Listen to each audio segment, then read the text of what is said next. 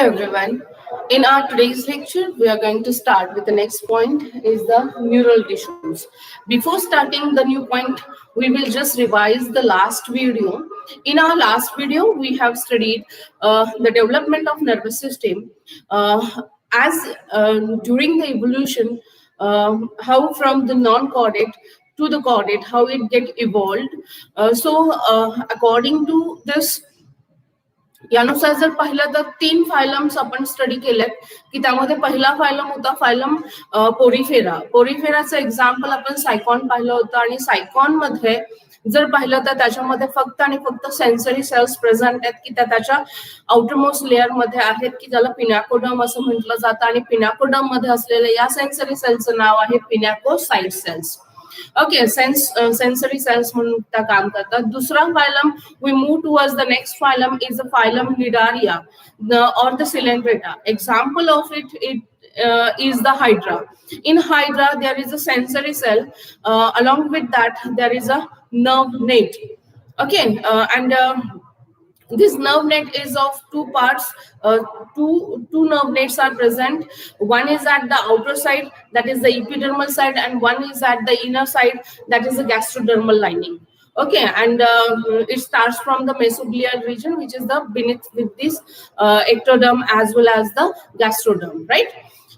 Then the third one, that phylum is the phylum Platyhelminth.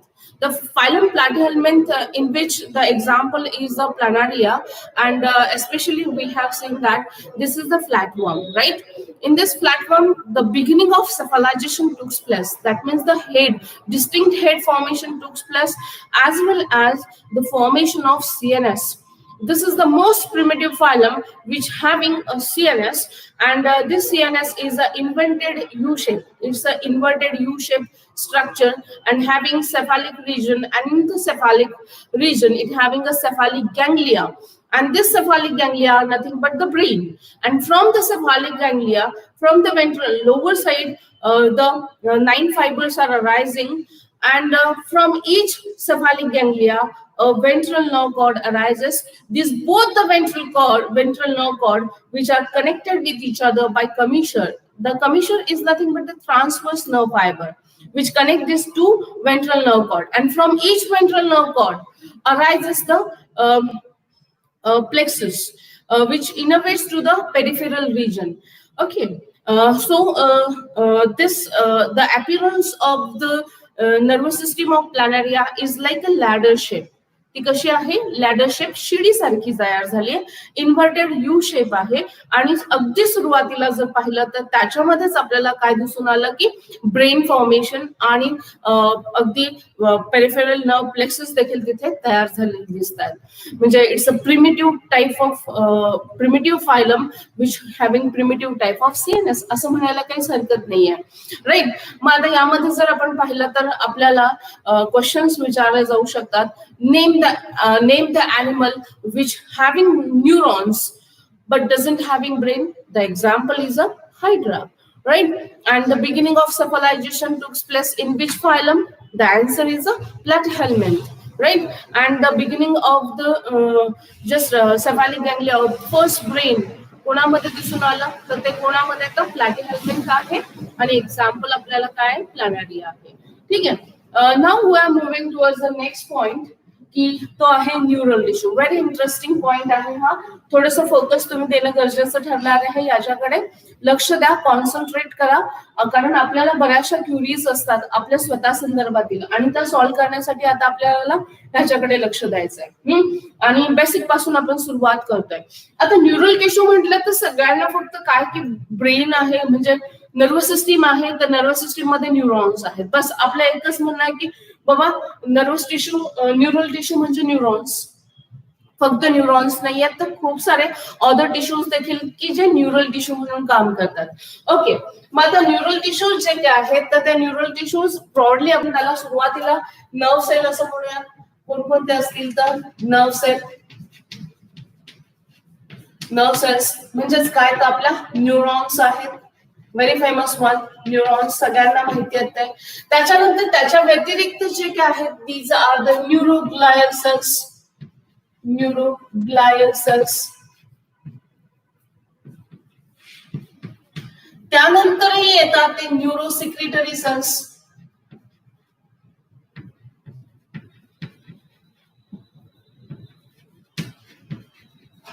Okay, neurosecretory cells. आणि त्यानंतर येतात त्या इपेंडायमल cells.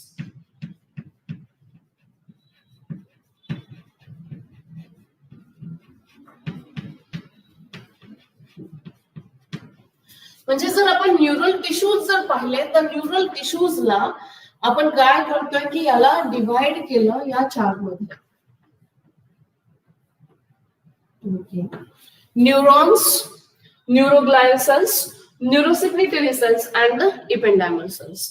आता as you know the nerve cells, nerve सेलच्या संदर्भात जर आपण पाहिलं तर ही जी काही सेल आहे व्हेरी पेक्युलर युनिक सेल आहे आपल्या बॉडीतील, की तिला इम्पल्स जनरेशनचं जमतं आणि तिला ट्रान्समिट करण्याचं पण जमतं. म्हणजे why the nerve cell is different from the other cells, दुसऱ्या सेलच्या वेगळे पण काय या सेलमध्ये, तर हिच्यामध्ये या सेलला नर्व इम्पल्स जनरेशनचं पण काम जमतं आणि ती जनरेट केलेली इम्पल्स जी काय आहे ती इम्पल्स ट्रॅव्हल करण्याचं पण काम ही नर्व सेल करते. म्हणजेच काय, formation of impulse, impulse generation,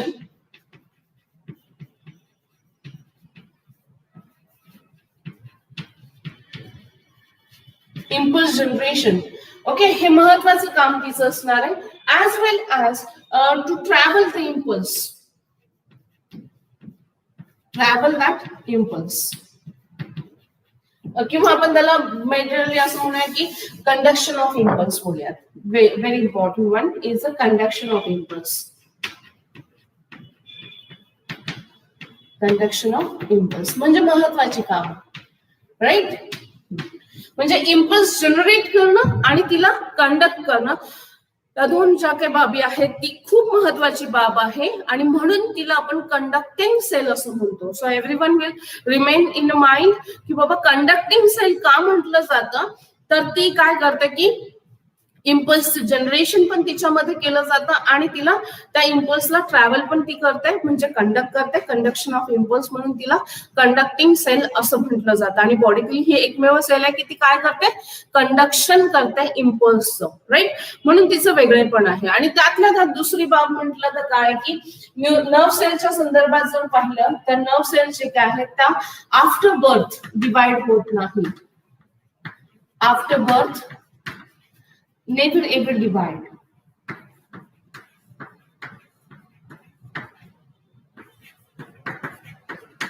divide न होण्याचं कारण काय असेल तर डिव्हिजन साठी जी ऑर्गॅनली लागते ती त्याच्यामध्ये नाहीये. म्हणजे कोण नाहीये, सेंट्रोसोम. ओके, सेंट्रोसोम अब्सेंट असल्यामुळे ही जी काही नर्व सेल आहे ही नर्व सेल डिवाइड होत नाही.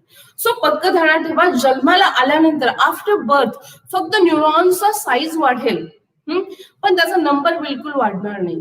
क्लिअर झालं सगळ्यांना की साईज कसं की जसं की आपल्या ब्रेनचा साईज वाढणार आहे, कारण ऍज वी बॉर्न तेव्हा आपला ब्रेन कम्पॅरेटिव्हली साईजने स्मॉल असतो, पण अप टू एज 6 पर्यंत त्याची प्रॉपर ग्रोथ होते आणि ती ग्रोथ होत असताना त्याची फक्त साईज वाढणार आहे. क्लिअर, पण त्याचा नंबर बिलकुल वाढणार नाहीये. क्लिअर झालं सगळ्यांना. मग त्यानंतर नेक्स्ट वन येते ती न्यूरोग्लायल सेल्स. आता आज आपण न्यूरोग्लायल सेल्स वरती फोकस करणार आहोत आणि नंतर आपण नर्व सेल कडे मूव्ह करणार आहोत. ठीक आहे, थोडासा सिक्वेन्स आपण बदलूयात, हरकत नाही, कारण का मला पुढे तुम्हाला सिनॅप्स वगैरे एक्सप्लेन करायचं आणि कंडक्शन ऑफ इम्पल्स स्टडी करायचं, त्यासाठी ही प्रोव्हिजन मी करते. मग आता थोडासा चेंज मी करते. ओके, आता न्यूरोग्लायल सेलच्या संदर्भात बघूया. आता ग्लायलचा अर्थ काय, ग्ल्यू. ग्लायलचा अर्थ काय, ग्ल्यू. म्हणजे ही जी काही न्यूरोग्लायल सेल्स आहेत, इथे मी एक्सप्लेन करेन. Neuroglial cells. मग आता आपल्याला हे तर माहिती की आपल्या जे काही नर्व सेल्स आहेत, फॉर एक्झाम्पल की हे न्यूरॉन आहे. ओके, हे काय आहे, न्यूरॉन्स आहेत. मग आता हे जर न्यूरॉन्स असतील तर या न्यूरॉन्सच्या मध्ये ज्या काही सेल्स येतात त्या एकमेकांना कनेक्ट करणाऱ्या असतील न्यूरॉन्सला, तर या सेल्सला आपण काय म्हणणार, न्यूरोग्लायल सेल्स. न्यूरोग्लायल सेल्स याचे वेगवेगळे टाईप आहेत. ओके, तर फक्त लक्षात का ठेवायचं, न्यूरोग्लायल सेल्स काय करणार की त्या न्यूरॉनच्या मध्ये मध्ये असणाऱ्या सेल्स न्यूरोग्लायल सेल्स. क्लिअर? त्याचे वेगवेगळे टाईप आहेत, आपण टाईप सविस्तर पाहणार आहोत. तर आता न्यूरोग्लायल सेल्स आणि नर्व सेल याच्यामध्ये काय महत्वाचं फंक्शन की बाबा वेगळे पण काय येतात. तर आता यामध्ये जे काय आहे की न्यूरॉन्स जे काय आहेत ते कधीच डिवाइड होत नाही, मात्र या न्यूरोग्लायल सेल्स ज्या काय आहेत त्या डिव्हिजन मध्ये जाणाऱ्या सेल्स आहेत. It shows division. It shows division. ते डिव्हिजन दाखवतात. ओके, आणि बेसिकली त्याचं फंक्शन जे काय असेल म्हणजे इथे न्यूरॉनचं फंक्शन आहे इम्पल्स जनरेशनचं, पण जनरेशनचं आणि कंडक्शनचं. पण न्यूरोग्लायल सेल्सचं ते फंक्शन नाहीये, तर त्या सपोर्टिव्ह सेल्स आहेत. काय म्हणून काम करतात? त्या सपोर्टिव्ह सेल्स प्रोटेक्शन काम करतील, सपोर्ट करण्याचं काम करणार आहे, ऍज वेल ऍज प्रोटेक्शनचं पण काम करणार आहे. ओके, आणि काही सिक्रेशनचं पण काम करणार आहे. ओके, काही सबस्टन्स सिक्रेट पण करणार आहेत, सिक्रेशन. म्हणजे यानुसार ह्यांचं फंक्शन वेगवेगळं ठरणार आहे. म्हणजे जरी मेजरली आपण असं म्हणतोय की नर्वस सिस्टीम जी काय आहे त्याच्यामध्ये आपला माइंडसेट आतापर्यंतचा हाच आहे की आपल्या नर्वस सिस्टीम मध्ये न्यूरॉन्सच आहेत, तर नाही, तर आपल्याकडे न्यूरोग्लायल सेल्सची संख्या जी काय आहे ती सगळ्यामध्ये 50% आहे. ओके, सगळ्यां कम्पॅरेटिव्हली बाकीचे मग उरलेले सगळे काही. मग 50% ज्या काही सेल्स येतात त्या कोणत्या असणार आहेत, तर न्यूरोग्लायल सेल्स, की त्या न्यूरोग्लायल सेल्स फार सपोर्टिव्ह असणार आहेत न्यूरॉन्सला. ओके, न्यूरॉन्सला सपोर्टिव्ह असलेल्या सेल्स असतील, ऍज वेल ऍज की बाबा त्याचं दुसरं फंक्शन काय असेल, सपोर्ट करतात, त्यानंतर त्याला प्रोटेक्ट पण करतील आणि काही सिक्रेटरी सबस्टन्स तयार करण्याचं काम पण याचं असणार आहे. ओके, तर आपल्याला हे डिटेल पाहायचं आहे. त्याच्यानंतर next one, neuro secretory cells. आता नावच त्याचं आहे न्यूरो सिक्रेटरी सेल्स, म्हणजे काय करणार आहेत, हे काहीतरी सिक्रेशन सिक्रेट करणार आहे. मग आता पहिल्यांदा याची लोकेशन मी सांगेल तुम्हाला. The location is in a hypothalamus. कुठे आहे याचे लोकेशन? हायपोथॅलॅमस मध्ये. Okay, neurosecretory cells are present in a hypothalamus. या हायपोथॅलॅमस प्रेझेंट आहेत. आता hypothalamus is a part of our brain. 4 ब्रेनचा पार्ट आहे hypothalamus. Everyone knows the pituitary. सगळ्यांना पिट्युटरी ग्लँड माहिती आहे, राईट? मग पिट्युटरी ग्लँडला आपण मास्टर ग्लँड म्हणतो. Pituitary gland is a master gland, but या मास्टरचा मास्टर कोण? तर दॅट्स अ हायपोथॅलॅमस. म्हणजेच काय, whatever the hormone secreted by the pituitary gland that is under control of the hypothalamus. Master का मास्टर, राईट? मास्टरचा master जो काय आहे तो हायपोथॅलॅमस आहे, आणि hypothalamus secretes 10 different hormones. Okay, म्हणजे की ज्याला हायपोथॅलॅमिक सिक्रेशन जे काय आहेत तर ते वेगवेगळे हायपोथॅलॅमिक हार्मोन्स जे काय आहेत ते कोणते आहेत? वेगवेगळे आहेत, 10 हार्मोन्स आहेत. Okay, these 10 different hormones are secreted by the hypothalamus, right? आणि ते कोण काम करतात? तर सिक्रेटरी सेल्स काम करतील. कोण करतील? न्यूरो सिक्रेटरी सेल्स, की त्या न्यूरॉन्सच्या व्यतिरिक्त असलेल्या सेल्स आहेत, राईट? म्हणून आपण त्या न्यूरल टिश्यू मध्ये घातल्यात. ओके, क्लिअर झालं? न्यूरल टिश्यू की जे न्यूरॉन आणि त्याच्या सोबतीने असलेले जे काही टिश्यूज आहेत त्याला आपण न्यूरल टिश्यू असं म्हणतोय. मग न्यूरॉन नंतर न्यूरोग्लायल सेल्स, त्याच्यानंतर न्यूरोसिक्रेटरी सेल्स. ग्लायल सेल्सचं फंक्शन आपण पाहिलं की त्या सपोर्ट करणारे आहेत, प्रोटेक्शन करतात, त्याचबरोबर काय सिक्रेशन पण करतात काही सबस्टन्सेस. आता त्यानंतर इपेंडायमल सेल्स. आता इपेंडायमल सेल्स काय आहेत? तर बऱ्याच जणांना असं वाटेल की बाबा ependymal cells these are the ciliated cells. या काय आहेत? तर सिलिएटेड सेल्स आहेत. आता बऱ्याच जणांच्या मनामध्ये असं येतं की बाबा सिलिएटेड सेल्स आणि काही ब्रेन सीएनएस मध्ये, नर्वस सिस्टीम मध्ये सिलिएटेड सेल्स. यस, आपण सिलिएटेड सेल्स आपण रेस्पिरेटरी ट्रॅक मध्ये पाहिल्यात, जीआयटी ट्रॅक मध्ये पाहिल्यात, फिमेलच्या पॉलिपियन ट्यूब मध्ये पाहिल्यात की त्याचं स्वेप्ट करतात ओव्हमला, राईट? मग आता असं इथे कुठे स्वेप्ट करण्याचं काम आहे किंवा सिलिअरिंग ऍक्शन दाखवण्याचं कुठे काम असणार आहे? तर बेसिकली इन अ वेंट्रिकल आणि सेंट्रल कॅनॉल. आता वेंट्रिकल आणि सेंट्रल कॅनॉल काय आहे ते पाहूयात. आता रिलेटेड विथ जसं आपण मूव्ह करणारच आहोत त्या पॉइंट्स कडे, ते आपण पाहूयात कसं ते.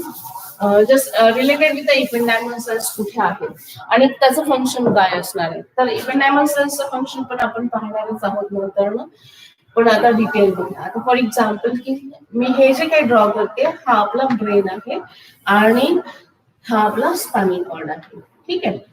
आता आपण इपेंडायमल सेल्सच्या संदर्भात पाहतो तर आपला जो काही ब्रेन आहे तो आतून रिकामा आहे, हॉलो आहे.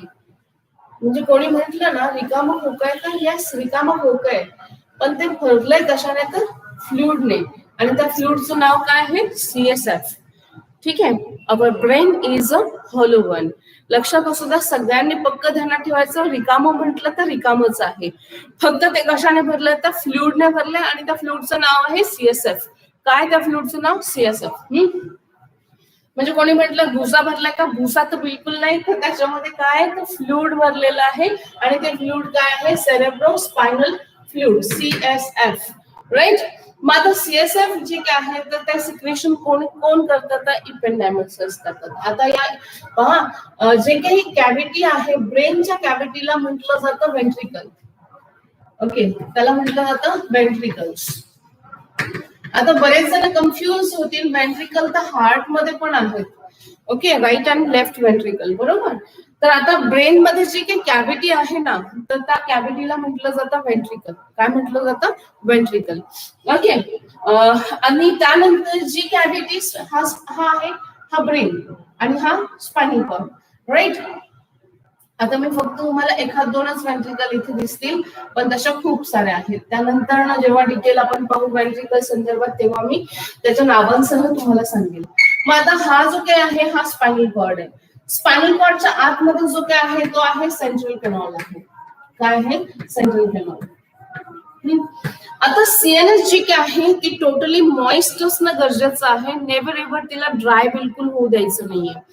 मग ते काम कोण करतं CSF करतं. कोण करतं CSF. आणि महत्वाचं काम पण आहे की इम्पल्स ट्रॅव्हल करायचं. मग आता असं जर असेल तर ते फ्लुइडने भरलेलं आहे, आणि मग आता त्यामुळे काय की जो काही जे काही CSF फॉर्म होत आहे किंवा CSF आहे त्याच्यामध्ये, तर त्याला काय केलं पाहिजे मूव्ह केलं पाहिजे. ओके. मग मूव्ह करण्यासाठी त्याच्या आतल्या बाजूने इथे जे काय आहे इनर साइड की इथे काय आहे तर सिलिएटेड इपिथेलियल सेल्स आहेत, आणि या ciliated epithelial cells these are nothing but the yes ependymal cells. की त्या इथे पण आहेत, वेंट्रिकलच्या आत पण आहेत आणि इथे पण. सेंट्रल कॅनॉल की जी काही कॅव्हिटी आहे स्पायनल कॉर्डची तर त्याला काय म्हटलं सेंट्रल कॅनॉल. या सेंट्रल कॅनॉलच्या आतमध्ये पण आहे. तर पक्क ध्यानात बसलं सगळ्यांना की बाबा न्यूरल टिश्यू एकूण 4 प्रकारांमध्ये आपण डिवाइड केलं. पहिलं आहे न्यूरॉन्स, दुसरं आहे न्यूरोग्लायल सेल्स, तिसरं आहे न्यूरोसिक्रेटरी, आणि चौथा आहे इपेंडायमल सेल्स. इपेंडायमल सेल्स जे काय आहेत ते CSF चा फ्लोला असिस्ट करतात. Okay. Synthesis of CSF is one of the function of this ependymal cells. Okay. तर हे झालं रिलेटेड विथ दिस फूड. आता आपल्याला बेसिक कडे जायचंय, ती म्हटलं तर डिटेल मध्ये जाणार आहोत आपण ते न्यूरोग्लायल सेल्स कडे. ठीक आहे. Okay. So everyone is clear with this and must be confirm, right. आता त्यानंतर नेक्स्ट आपण मूव्ह करतो आहोत ते कशाकडे तर न्यूरोग्लायल सेल्स कडे.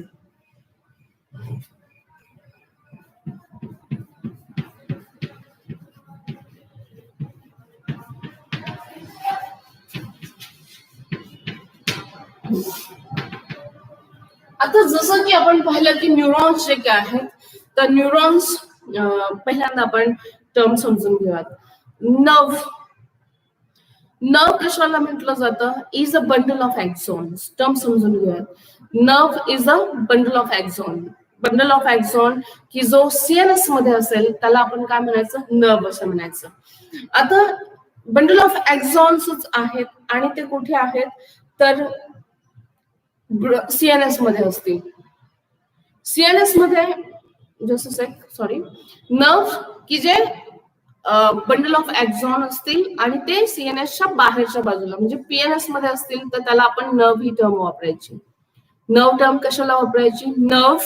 नर्व आपण कशाला म्हणणार आहोत की बंडल ऑफ एक्झॉन्स की ते पीएनएस मध्ये असतील, त्याला आपण नर्व असं म्हणणार. पण जे बंडल ऑफ एक्झॉन्स की जे सीएनएस मध्ये असतील त्याला म्हणायचं ट्रॅक्ट. कन्सेप्ट एकदम क्लिअर करून घ्या. मग आता जर ट्रॅक्ट म्हटलं तर तुम्ही नीट लक्षात घ्यायचं की पक्क ध्यानात ठेवायचं, मी असं म्हणणार नाही की ते सीएनएस मध्ये असतात, नाही.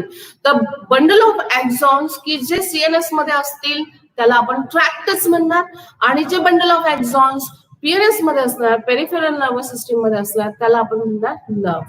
पक्क ध्यानात राहील सगळ्यांच्या. ओके, आता त्यामध्ये तुम्ही कन्फ्युज बिलकुल करायचं नाही. या दोन कन्सेप्ट आहेत, ट्रॅक्ट आणि येस नर्व. नर्व काय तर पीएनएस मध्ये असलेल्या बंडल ऑफ एक्झॉन्सला नर्व म्हटलं, आणि जे बंडल ऑफ एक्झॉन्स आपल्याला सीएनएस मध्ये सापडतील म्हणजे ब्रेन आणि स्पायनल कॉर्ड मध्ये सापडतील त्याला आपण म्हणणार आहोत ट्रॅक्ट. क्लिअर? तर आता न्यूरोग्लायल सेल्स कडे आपण मूव करतोय. आता रिलेटेड विथ न्यूरोग्लायल सेल्स की याच्यामध्ये जर आपण पाहिलं तर याला देखील आपण दोन पार्ट मध्ये डिवाइड करतो न्यूरोग्लायल सेल्सला, की ज्या न्यूरोग्लायल सेल्स सीएनएस मध्ये असतील त्या, आणि दुसऱ्या पीएनएस मध्ये. सीएनएस आणि पीएनएस मध्ये असलेल्या. सीएनएस मध्ये म्हटल्यावरती कशामध्ये तर ब्रेन आणि स्पायनल कॉर्ड मध्ये असलेल्या.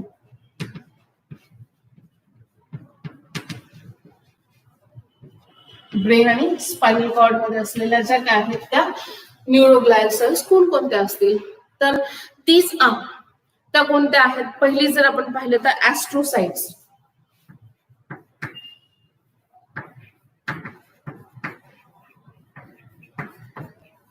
ऍस्ट्रोसाइट्स. त्यानंतर दुसरी जी काय आहे ती मायक्रोग्लिया.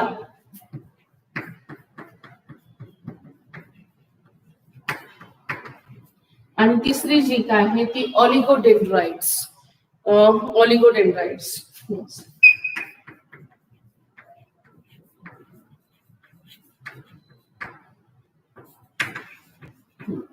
आता त्यानंतर पीएनएस मध्ये असलेल्या ज्या काय आहेत त्या दोन आहेत. एक आहे सॅटेलाइट सेल, आणि दुसरी जी काय आहे the second one is a Schwann cells.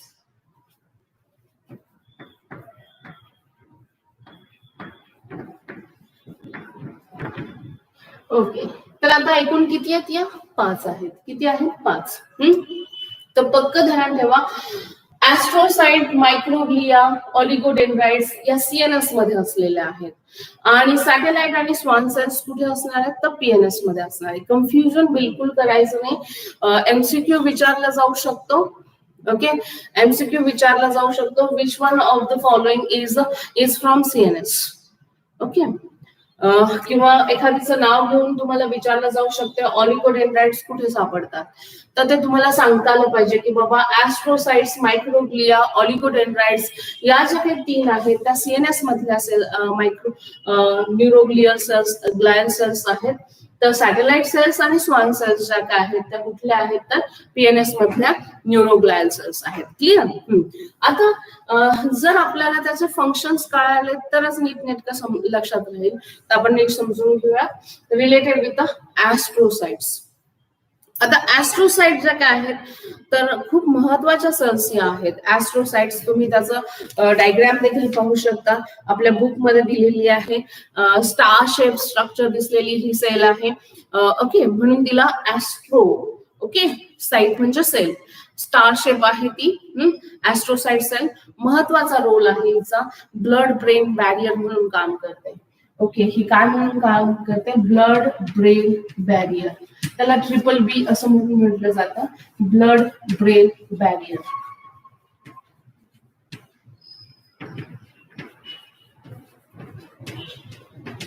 आता बघा, या ऍस्ट्रोसाइटच्या संदर्भातील बाब आपण पाहतोय. आता ही समजा आपली ब्लड वेसल आहे, ब्लड वेसल आहे, आणि इथे आपलं काय आहे तर न्यूरॉन आहे, नर्व सेल आहे. मग आता न्यूरॉन इथे आहे, स्ट्रेट दाखवते.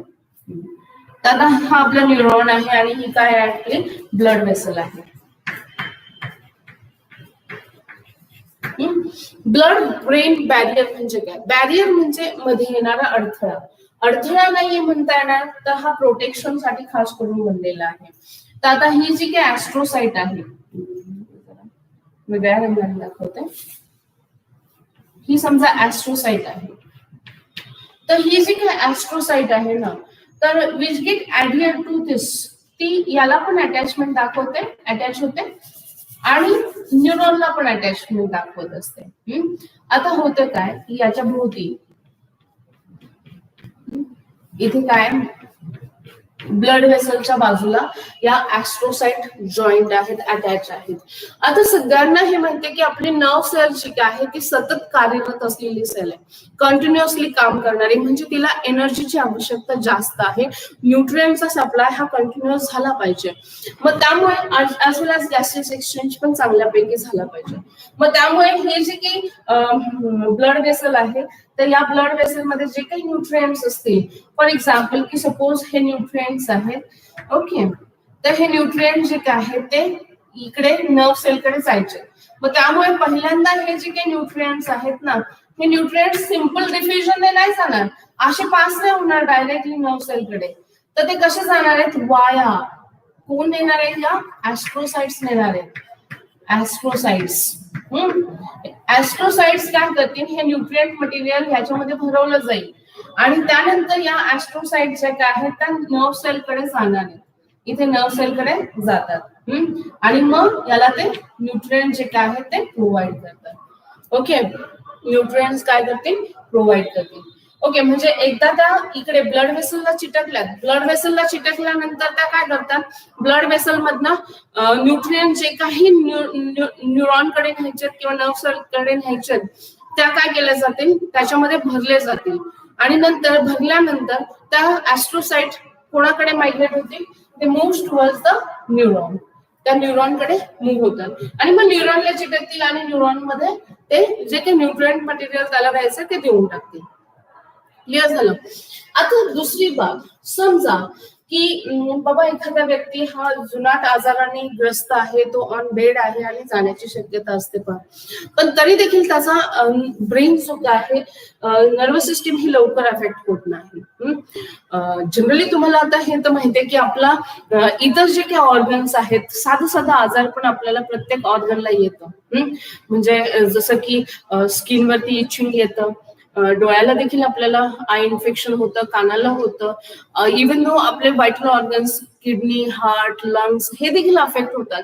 पण अगदी सहजरित्या कोणाला ब्रेन इन्फेक्शन झालेलं दिसून येतं का? नाही. तर सहजरित्या ब्रेन इन्फेक्शन न होण्यामागील कारण जे काय आहे ना, तर या दोन सेल आहेत, एक ही आणि एक ही. ओके, म्हणजे कोणताही टॉक्सिक सबस्टन्स जो काय असेल ना, तो टॉक्सिक सबस्टन्स या ऍस्ट्रोसाइट नर्व सेलकडे जाऊच देत नाही. जर नर्व सेलकडे नाही गेला या टॉक्सिक सबस्टन्स, तर डेफिनेटली काय होणार आहे की नर्व सेल प्रोटेक्ट राहणार आहे. बरोबर ना? आता दुसरी बाब काय आहे, तर म्हणून त्याला ब्लड ब्रेन बॅरियर म्हणायचं. काय करतं? ब्लड ब्रेन बॅरियर नको असलेल्या सबस्टन्सला ऍस्ट्रोसाइट ब्रेन नर्व सेलकडे जाऊच देत नाही, त्याच्यामुळे त्या ब्रेनला प्रोटेक्ट करतील. राईट? मग वन ऑफ द फंक्शन आपण पाहिलं की प्रोटेक्शनचं काम. आणि त्याचबरोबर मग आता समजा टॉक्सिक सबस्टन्स जर आलेच तर काय केलं जातं ते पण माहित पाहिजे ना, की बाबा एखाद्या व्यक्तीमध्ये मेटाबॉलिक वेस्ट तयार झालाय आणि तो मेटाबॉलिक वेस्ट जो काय तो ब्लड स्ट्रीम मध्ये फ्लो होतोय डेफिनेटली, आणि मग ब्लड स्ट्रीम मधनं फ्लो होत असताना तो या ब्लड वेसल मध्ये पण येणार आहे की जी ब्रेनकडे जाते. मग तो टॉक्सिक सबस्टन्स ऑब्व्हियसली ही सेल जी काय आहे ती घेतीये, पण या सेलने ते घेतल्यानंतर ही सेल इकडे न जाता, न्यूरॉनकडे न जाता, ती सेल जाते मायक्रोग्लायल सेल्स कडे. कोणाकडे जाते? मायक्रोग्लायल सेल्स. मायक्रोग्लायल सेल्सला दुसरं नाव आहे मॅक्रोफाज ऑफ द ब्रेन. काय म्हटलं जातं याला? मॅक्रोफाज ऑफ द ब्रेन. म्हणजे काय की ज्या मॅक्रोफाज सेल्सचं फंक्शन सगळ्यांना माहिती आहे. काय करतं? फॅगोसायटोसिस करतं. काय करतं? फॅगोसायटोसिस. मग ज्या ऍस्ट्रोसाइट्स मध्ये टॉक्सिक सबस्टन्स असेल, ती टॉक्सिक सबस्टन्स असलेली ऍस्ट्रोसाइट ही नर्व सेलकडे न जाता ती स्वतःला सॅक्रिफाईस करण्यासाठी कोणाकडे जाते? मायक्रोग्लायस कडे जाते. मग मायक्रोग्लायाकडे गेल्यानंतर मायक्रोग्लाया त्याला खाऊन टाकते, या सेलला डिस्ट्रॉय करून टाकते ऍस्ट्रोसाइटला, आणि दस काय होतं की आपल्या नर्व सेल्स जे काय आहेत त्या प्रोटेक्टेड राहतात, आणि त्यामुळे सर्वसाधारणपणे आपल्याला कोणत्याही प्रकारचं लवकरात लवकर असं ब्रेन इन्फेक्शन होण्याचे चान्सेस कमी असतात, because of this blood brain barrier. आणि ते काम कोणाचं आहे तर आपल्या ऍस्ट्रोसाइटचं काम आहे, आणि कुठे आहेत त्या सीएनएस मध्ये असलेल्या आहे, म्हणजे ब्रेन ऍज वेल एज स्पायनल कॉर्ड या दोघांना पण प्रोटेक्शनचं काम हे करते ऍस्ट्रोसाइट. महत्वाचं बोला. आता त्यानंतर मायक्रोग्लाया. आता मायक्रोग्लाया की ह्या ज्या काय आहेत त्या ब्रेनच्या मॅक्रोफाज म्हणून नाव दिलं जातं.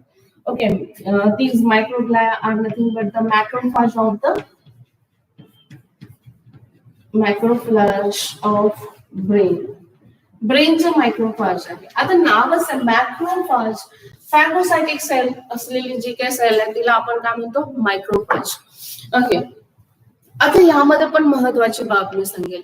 सगळ्यांना आपल्याला पक्क एवढं ध्यानात आहे की न्यूरल टिश्यूज किंवा जे काही नर्वस सिस्टीम आहे ती एक्टोडर्मल इन ओरिजिन आहे. काय आहे? एक्टोडर्मल इन ओरिजिन असं आपल्या सगळ्यांचं मान्यता आहे, आणि ती बरोबर पण आहे. पण त्यातल्या त्यात एक एक्सेप्शनल जी काही न्यूरल टिश्यू आहे की जी मेझोडर्मल असलेली आहे ती म्हटलं तर मायक्रोग्लाया. ती कोणती आहे? मायक्रोग्लाया. कोणती आहे? मायक्रोग्लाया मेझोडर्मल आहे, आणि मेझोडर्मल असण्याचं कारण पण तुमच्या समोर आहे. काय? मॅक्रोफाज होती, मॅक्रोफाज. ओके, आणि मॅक्रोफाज ज्या काय आहेत त्या काय आहेत? मेझोडर्मल इन ओरिजिन आहे. Clear to everyone? ओके, मग आता मॅक्रोफाज सगळ्यांना माहिती की ब्लड आहे, आणि ब्लड हा फ्लुइड कनेक्टिव्ह टिश्यू आहे, आणि तो मेझोडर्मल ओरिजिन असलेला आहे. ओके, पक्क ध्यानात राहिलं का? म्हणजे कोरिलेशन कुठून कुठे येतं ते नीट लक्षात घ्या. मायक्रोग्लाया की ज्या मॅक्रोफाज म्हणून काम करतात त्या मेझोडर्मल इन ओरिजिन आहे, आणि त्या फॅगोसायटिक सेल म्हणून काम करतात. काय म्हणून काम करतात? फॅगोसायटिक. आणि मग कोणत्याही प्रकारचं जे काही इन्फेक्शन असेल ते इन्फेक्शन काय की ते कोणताही टॉक्सिक सबस्टन्स म्हणा, एखादा मायक्रो ऑर्गॅनिझम असेल तर त्याला काय करून टाकतात? त्या फॅगोसाइट करून टाकतात. तर हे फंक्शन कोणाचं आलं? मायक्रोग्लायाचं. आता त्यानंतर ऑलिगोडेंड्राइट्स. आता रिलेटेड विथ ऑलिगोडेंड्राइट्स की या ज्या काही सेल्स आहेत ना, व्हेरी इम्पॉर्टंट रोल परफॉर्म करणाऱ्या सेल्स आहेत की जे आपण पाहिलं one of the function is a secretion. Secretion कसलं केलं जातं ऑलिगोडेंड्राइट्स कडनं? तर मायलिन शीथचं. कसलं सिक्रेशन केलं जातं? It secretes myelin sheath.